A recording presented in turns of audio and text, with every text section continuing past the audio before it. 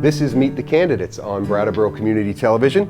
I'm your host, Chris Lenois, and today we're speaking with Mollie Burke. She is a progressive Democrat state representative from the Brattleboro District 2. She's running against independent challenger Adam Salviani. Welcome, Mollie. Thank you. And District 2 is my district, as I always like to remind you when we get together. So this is personal for me. Right, yes. You have a lot of questions for your state representative. Absolutely. It's nice to be able to go to the source in these situations. Well, that's the nice thing about Vermont anyway, is that we know, so many of our constituents know us, and we know so many of our constituents, which makes it very nicely personal. Yes, actually, I should say that even though I'm in a position of media here, I know a lot of people out there feel very good about being able to reach out to their elected representatives and get direct answers from them. You've been now as a member of the legislature for 4 terms. 8 years. 8 years there. And so when you think back on those 8 years, and obviously speaking specifically to District 2, people like myself, and you tell them what you've brought to that constituency, what are some of the things you're pointing to? Well, I've been on the Transportation Committee for all 8 years. I wanted to be on the Transportation Committee. I initially asked for it, and that was my first choice, and I got it. And I wanted to be on because one of the things I'm concerned about is transportation issues. How do people get around? How do people get around safely? How do people get around if they don't have a car? How do people get around if they want to walk or bike and it doesn't feel safe to them? And also, how do we cut greenhouse gas emissions? So there's so many issues that transportation touches on. It touches on issues of income. It touches on issues of accessibility.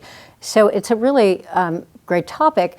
So one of the things that I've done is I worked with AARP to on this complete streets legislation, which passed in 2011, I believe, that meant that any new transportation project had to consider the needs of all users of the transportation system. So you couldn't just build a road and not consider, well, maybe somebody's going to be walking here, and so maybe we're going to need a sidewalk when we do it. And it's better to do that in the initial planning stages than to all of a sudden, have a bunch of people come out and say, you know what, you built this road, but we can't walk on it. Now we really want a sidewalk. It's going to be much more expensive. Yeah. So that's one of the things. I've also was instrumental in bringing some money that was, I don't know if you remember, about 3 or 4 years ago, Western Avenue west of the highway was full of potholes, and I made a personal request to then Deputy Transportation Secretary Sue Minter, running for governor, who listened, and they understood that it was sort of a dire situation, and they were able to get a couple $100,000 in paving money to do that road. So some things like that, bicycle safety. I've worked on a lot of bicycle safety, pedestrian safety, and disabled persons with disabilities, road safety for that. So those are a few of the things that I've worked on. Yeah. I wanted to ask you a little bit about your opponent and some of his positions on things. He's running as an independent, but when I read his campaign literature, and I haven't had a chance to talk to him yet, he strikes me as somebody who's taking a very conservative tone on issues. He talks about 9 tax increases in 3 years and challenges balancing the budget in the legislature. Mentions that The Economist magazine gives Vermont an F for the small business environment, and basically saying that the state government here that has been a Democratic majority has forgotten Vermonters. I'm sure you disagree with him on that, but wanted to give you a chance to sort of clarify where you disagree with him on some of those things. Well, first of all, I disagree with on the balanced budget issue. I think that he didn't really understand that even though we have no balanced budget legislation statute, we always balance the budget. So, and we have a AAA bond rating because we've managed our finances so prudently. I'm not sure what the 9 tax increases in 3 years refers to, but some of it might refer to, for instance, we raised fees on motor vehicles in order to pay for our transportation system. How do we pay for transportation if we don't have a funding source? The gas tax is not bringing in enough money because fuel prices are low. Our system needs, we're sort of $250 million short of what we need. So there are a lot of things that might be considered taxes, but are more like fees. So I think we have to make a distinction between what's a fee for particular use and what's a tax.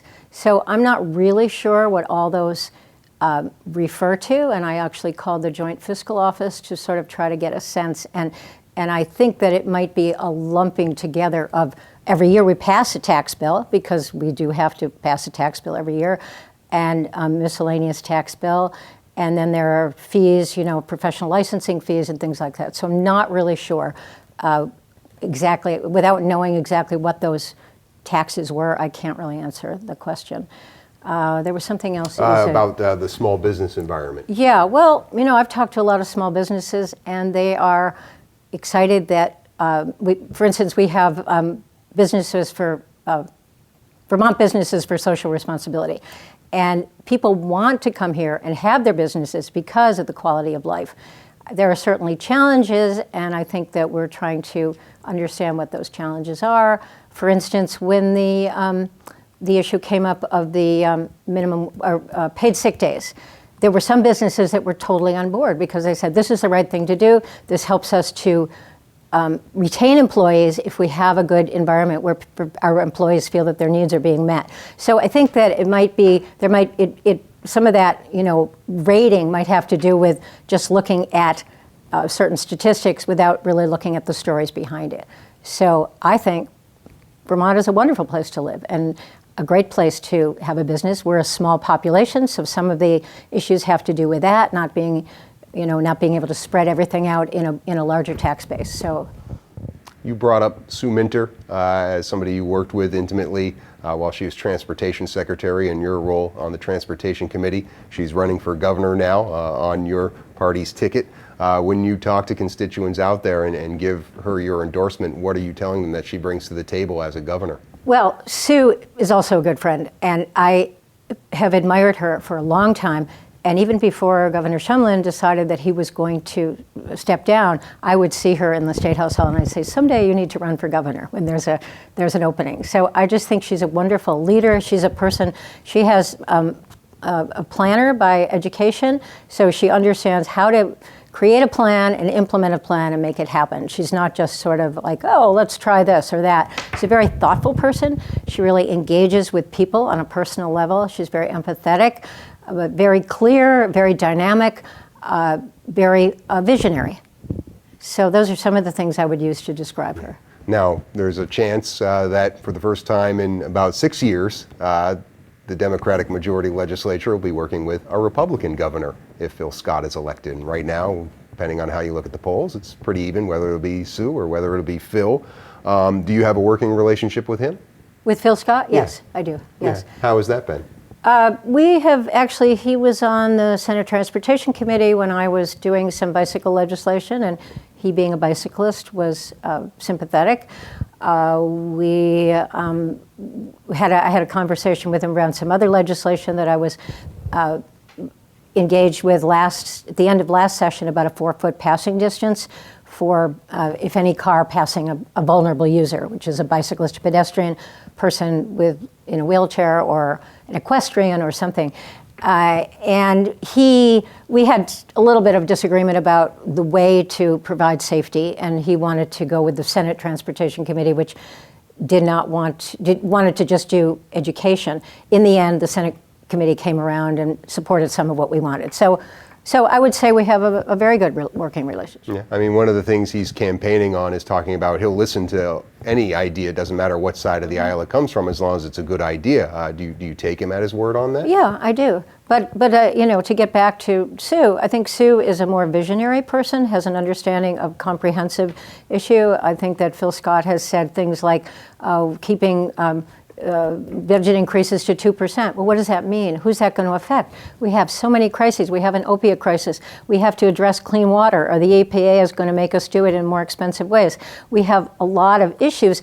The whole issue with children, which we read about in the Reformer today, and children of parents who are opiate addicted, and foster system, and DCF caseworkers. It's how do we deal with it? I don't think you can just put a number on it. I think you have to think creatively about what programs are working, and I believe Sue will do this. What programs are working? How do we make them effective? How do we change programs that are not effective? But to just sort of say, oh, cut off, can't spend any more money. It's sort of like, you have a roof on your house, and, your roof really needs some work, but you say, well, we can't spend it this year, so we're just going to put a patch on it. But then in a couple years later down the line, you have to spend a lot more money. Yeah. You must be an upside-down reader, because that was my next question Oh, really? for you about Phil Scott, was what do you think about some of his goals, like tying legislative spending to growth? So thanks for answering that question. Okay. Question I wanted to ask you about something that Sue Minter has been talking about has to do with tax reform. And she had mentioned in the Tunbridge conversation that she wanted to go back and look at the Blue Ribbon Panels Commission's recommendations on that, which has a lot to do with sales taxes on services. Is that something that you think is a good adjustment? Well, I have to look into that clearly. I mean, I've read the article that, an article about it, and I think Sue said, I'm not going to tax your haircuts, I'm going to tax certain things. So I guess I can't answer that without knowing what the details of, I think it's a very good idea to revisit it was a tax commission. It came out with some recommendations. We shouldn't just shelve it. We should look at it and see whether it's appropriate. Yeah. I mean, do you have specific thoughts? I know you and I in the past have talked a bit about wealth inequality, both on a national level as well as here in the state. Do you have specific thoughts on things that you'd like to see change in taxes? Well, I think one of the things you may know, at the end of the session, we passed a bill that was signed by, co-signed by about 76 legislators, to look at funding education taxes in according to income. And that is going to be studied and presented to the legislature in January. Is this something, because right now we have an interesting cliff. If you're up to, $90,000, $100,000, you sort of get a break on your property taxes.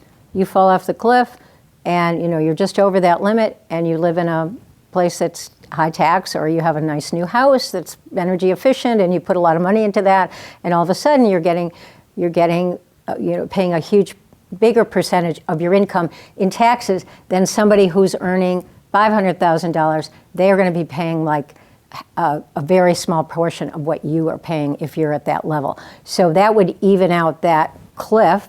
That's one thing. And I think that is interesting to talk about inequality, because I went to James Galbraith's talk last night on inequality, who's the brother of Peter Galbraith, our former senator, and noted economist and son of the very famous John Kenneth Galbraith. And he was talking about inequality. And basically, inequality, the basic kernel of what I came away with is inequality is not good for the economy. And right before the 2008 crash, there was a significant amount of income inequality. So how do we level that out? How do we do it in Vermont? As people say, well, maybe there aren't enough wealthy people in Vermont to tax them more.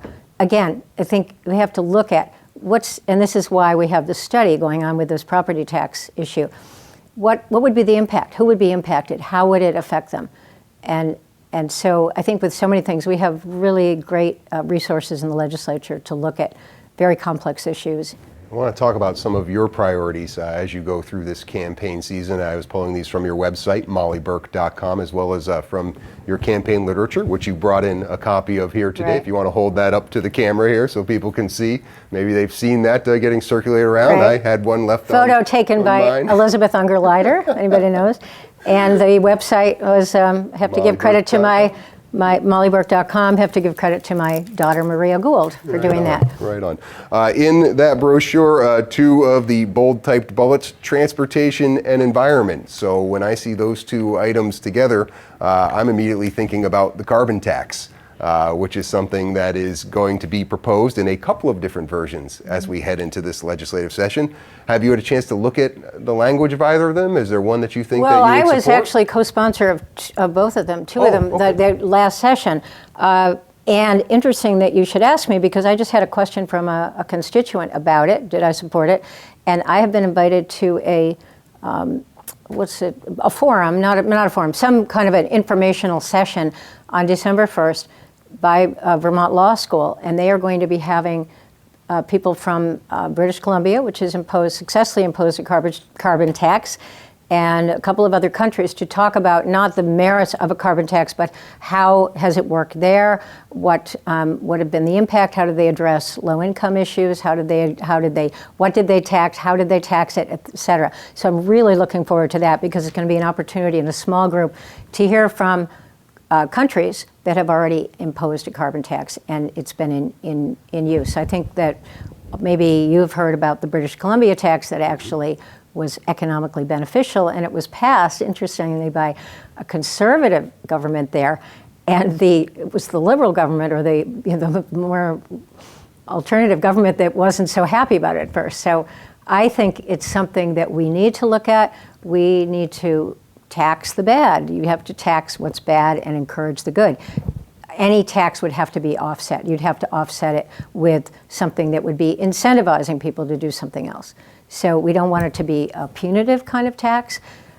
People say, you're going to raise my gas taxes. Well, the actual cost of continuing as we are paying the price. We're paying the price now.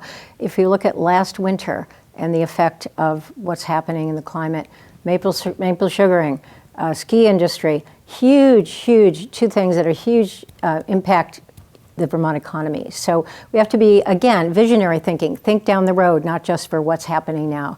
But again, I would not do anything that would impact, put a burden on lower middle income people. How do we make this happen? As always, it's the details that matter. Yeah, well, and obviously the people who are in opposition to this have pretty deep pockets. The Ethan Allen Institute has already started a campaign trying to raise awareness about this carbon tax. It hasn't even been introduced yet, and talking about it in the context of the affordability and the impact it's going to be having on people.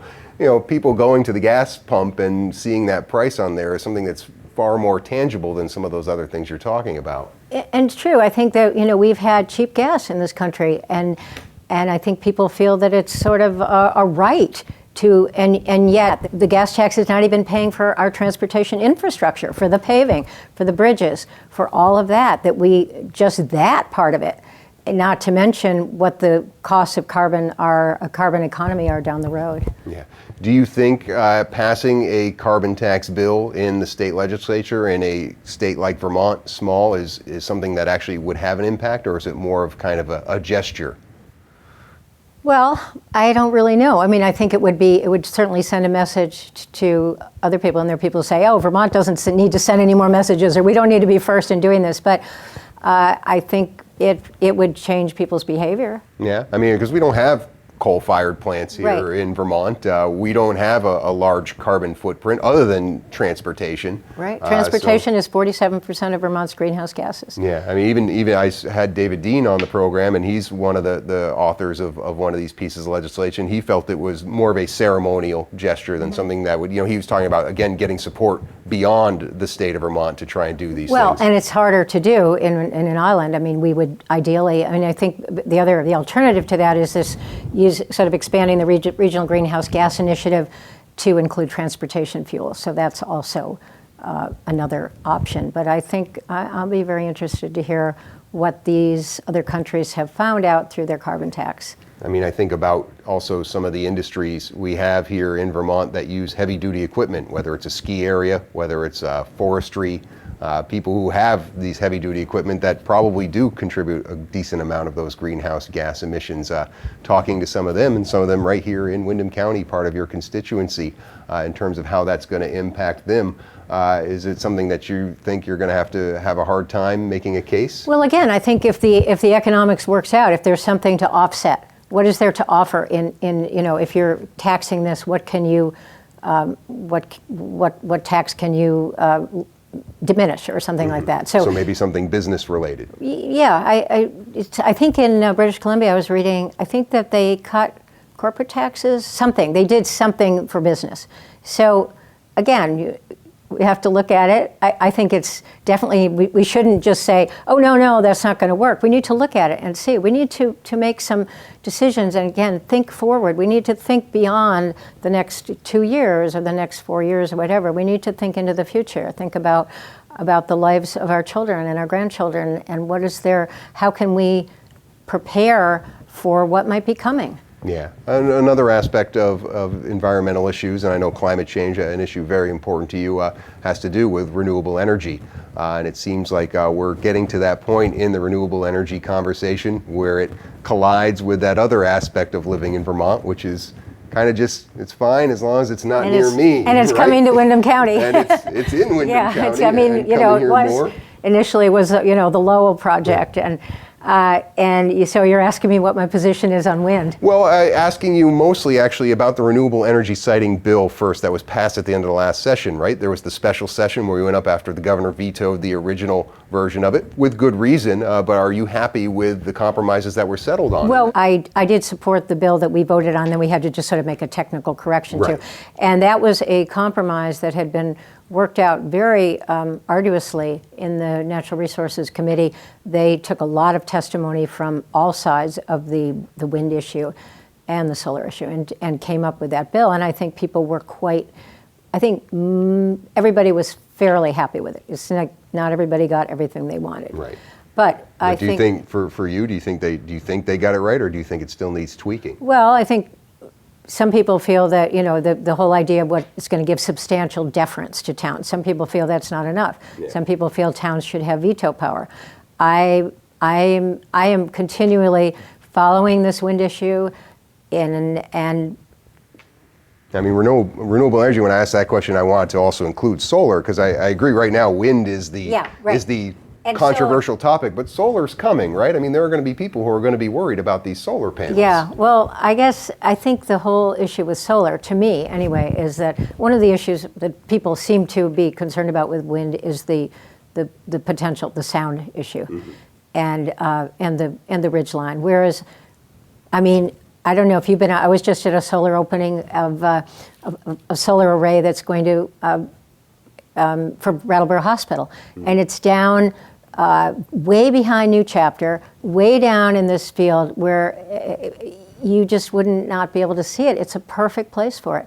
So again, siting is a big issue, and yet, I mean, I think we should have more rooftops, solar panels on rooftops too, and all over the country. I mean, you fly into someplace like Phoenix, and all these roofs that they could have solar panels on.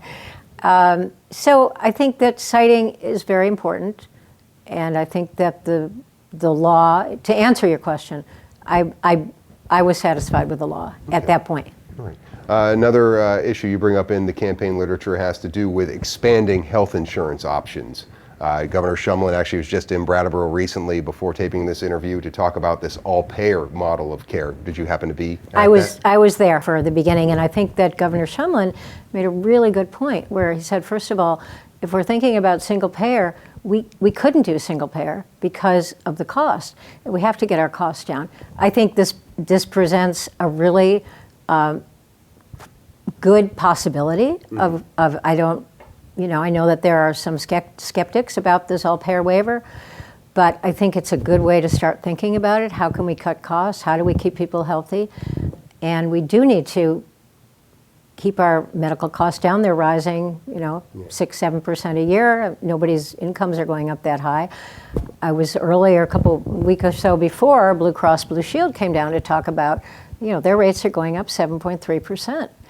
And it's the costs, and and then I'm going out talking to people and finding out that people are, their incomes go up a little bit and they're having to pay so much more for their health insurance. So we're just and we have been for a long time, in an unsustainable situation. But when you talk about expanding options, and then I think about the all-payer system and this idea of taking private insurance, Medicare, Medicaid, and kind of putting it all into this ACO model, it almost runs counter to that idea of making more options available. Well, I think one option would be that you would have, you would have more access to primary care, or you would expand primary care to, say your children up to age 26, or primary care for all, free. I mean, that's one of the things that's been talked about before this whole payer waiver came out. Is could we provide free primary care for everybody in Vermont? I mean, full expansion would be, okay, single payer, everybody, you just get your card, you go to the doctor, it's all taken care of. Right. I guess I mean that you would maybe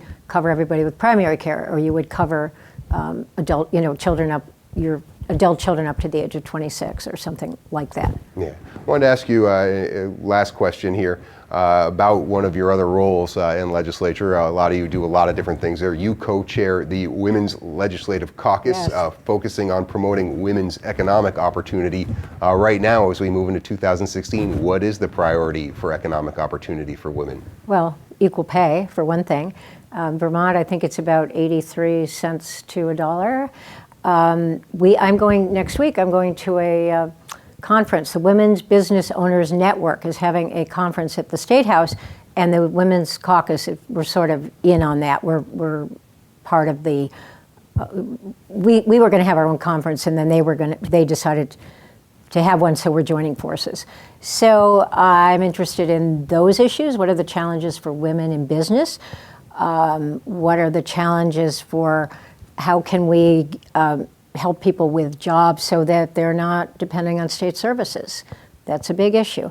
How do we provide training for women? How do we get maybe, say, incarcerated women who are nonviolent? Perhaps they don't need to be incarcerated. They need job training, and they need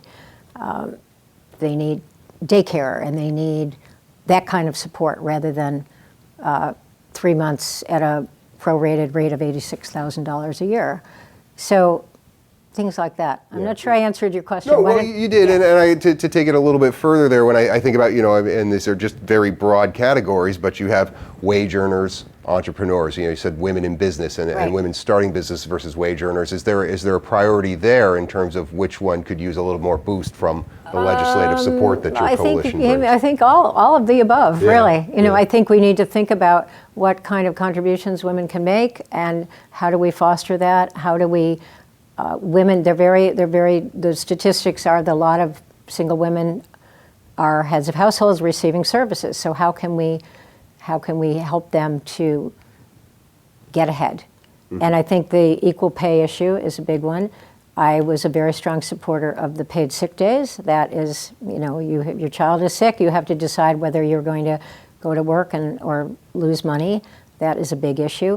I think I'm going to introduce, should I be elected, some legislation on child care, expanding child care subsidies for middle-class people.